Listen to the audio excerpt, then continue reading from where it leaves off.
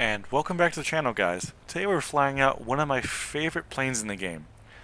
It is the 109E4. Now, some of you may be wondering what makes this plane worth the .7 battle rating increase for what looks to be the same aircraft. Well, here I'm going to tell you this real quick. I believe this thing could be wrong. I know the engine has more power. This thing has 300 extra horsepower in its engine. And you can imagine how awesome a 1300 horsepower engine and 1.9 of this battle rating is. Especially in an Emil airframe, which is what the E stands for. Its cannons have a slightly slower fire rate, but they hit, as you can see right here, extremely hard. Give it a second. There we go. That was only one cannon hitting him, by the way. And honestly, if you're conservative with your ammunition, you only need about 10 shells per enemy player. You can arguably get 10 kills. Now, is that very realistic? No, probably not. But what if I were to describe how this thing behaves in a realistic battle setting? It's simple. It's a German Yak 3. That is exactly what this thing is. Turns well, climbs amazing well. The firepower is exceptional. You also have an extra 20mm to the Yak 3, so suck it, Russia. And it holds its energy and generates it so quickly that, quite frankly, most players in the enemy team are not going to be able to deal with you. Not in the slightest. And that's why this video is titled Muscle Memory, because I'm not even really thinking. This plane is very much a brain off sort of thing. Your performance gap between all these aircraft carries you pretty much, and the skill level of a very experienced pilot, this thing could rinse a whole. You could have two of these, rinse a whole enemy team at this battle rating. Now, every once in a while, you'll find a player that kind of knows what they're doing, and you'll see later against me fighting a Sakine, which kind of caught me off guard. But it's not quite there for them. They just really struggle, especially this P400. I zoomed up above him because I saw him pitching up for me, and I knew I would go for a classic energy trap. And it's just the positioning. This thing gets instant positioning very, very quickly because of its performance. And if you guys haven't noticed, this plane actually has leading edge slats. A lot of the 1.9s do, and they come out during certain speeds and how hard you're pulling. Past a certain point, they don't come out anymore, but they really do help with maneuvering. I don't think the K4 or the later G series has one. I know the G14 does, but I could be wrong. So we're going head on with an F2A.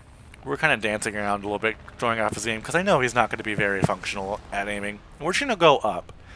Yes, he did have the altitude advantage, but I definitely had the speed advantage. And with my energy retention, it pretty much not only nullifies his advantage, but negates it. It destroys his advantage. Now, I have more energy. I'm above him now. And all he can really do is just try to turn away. Which, I mean, an F2A, an experienced pilot, is also extremely powerful. They turn really well. I think they can actually dogfight zeros, from my understanding. But we dispatched him fairly quickly with the help of a teammate. Granted, I don't think I really needed the help, but nonetheless, here we are.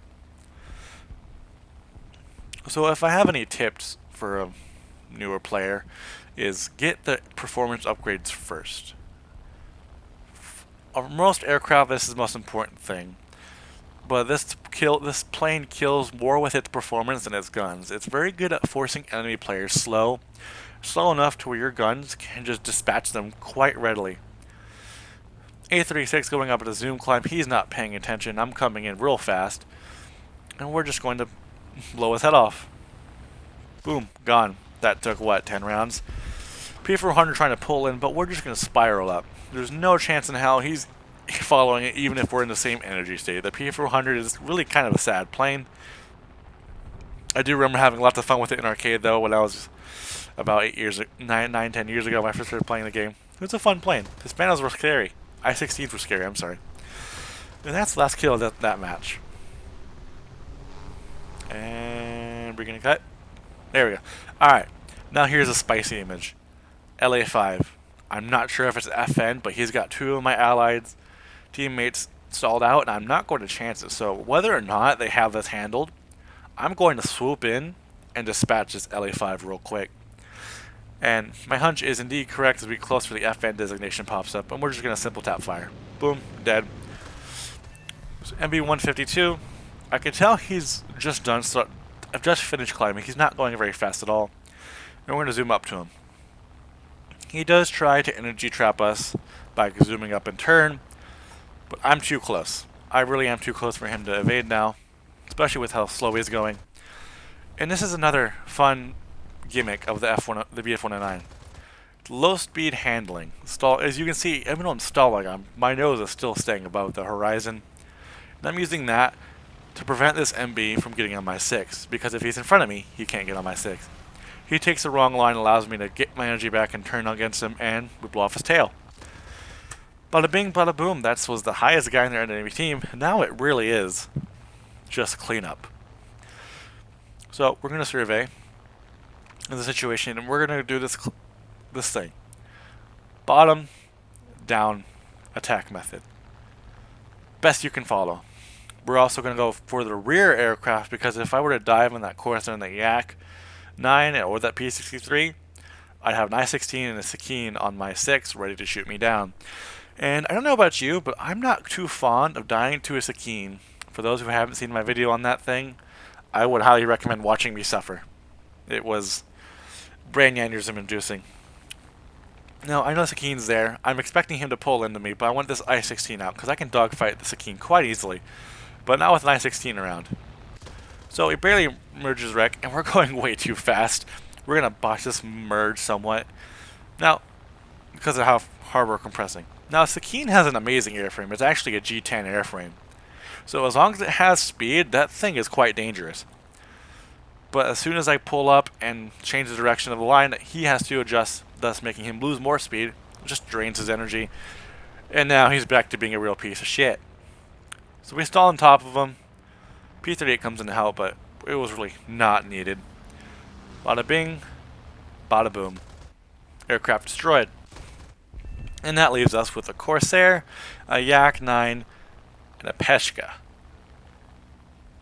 And honestly, it's cleanup time. Yak 9 goes down. I'm trying to trail this Corsair. The PBJ is being MVP right now. He's going fighter mode. For those of you who don't know, that thing has 12 50 cals in the nose, and he's loaded tracers, so just fireball. Now, granted, this probably was a kill steal, but this Corsair was still flying. He had perfect control of his aircraft. I did not trust that. So I finished him off. Sorry, PBJ. Had to do it. Considering that's a Japanese Corsair, it may be an experienced pilot, because I don't think they sell that anymore. So now we're going for the Peshka. Obviously because he's slow, stalled out, and P-38 pretty much has this handled. My 7.92s, although have a very fast fire rate and good ballistics, are going to have a hard time against any two-inch heavy fighter, medium bomber at this bow rating. It's kind of a fact of life with this plane. Once you run out of your cannon ammo, it becomes a lot harder to get kills. But these 7.92s are really amazing. I'm really sorry about the frame rate, guys. My computer's kind of on its last legs. Come on, and you see, just sparks. So we're going to keep an eye on him, make sure he doesn't just pitch up into us, because that thing does have a 50 cal in the nose. Last guy is an LA5. He's on the runway. Normally I would not really advocate strafing, but he's the last guy. And I want the match to end. I'm sorry. And there's no AAA here, so he's fair game. Well, this has been Plane Killer. Hope you guys enjoyed the footage and the review. I'll see you guys next time. Bye-bye.